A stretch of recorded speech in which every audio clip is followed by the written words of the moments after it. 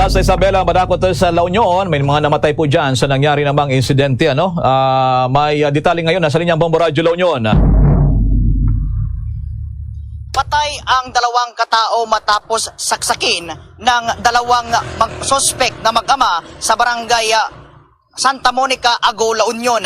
Nangyari ang insidente pasado alas 9:25 ng gabi noong Mayo 12. Ang mga biktima ay sina Edgar Morales, 50 taong gulang, at Melchor Dacian Jr., 30 taong gulang, kapwa residente sa naturang lugar.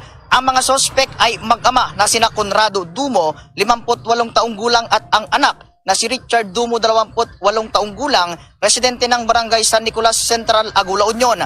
Sa naging panayam ng Bombo Radyo La Union kay Police Corporal Fidel V. Ramos ng Ago Police Station at investigador sa kaso, nag-ugat ang krimen sa simpleng pakikialam ng biktimang si Edgar sa umano'y biruan ng sospek na si Conrado at binibisitang kaibigan na nagngangalang Vic Mendoza.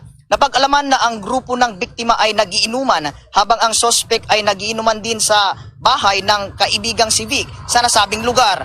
Dahil sa pakikialam sa biruan ng magkaibigan, sinuntok umano ng biktimang si Edgar ang sospek na si Conrado.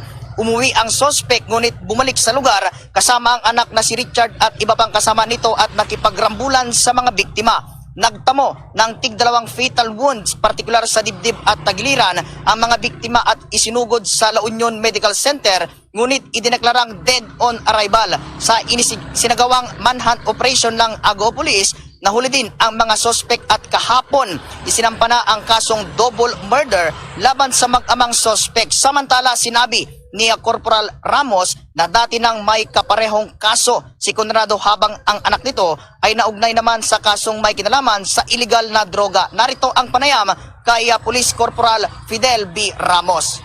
Siguro ayan may isang witness imbaga dato'y suspect ayan gayon na kaslay ang awla nga.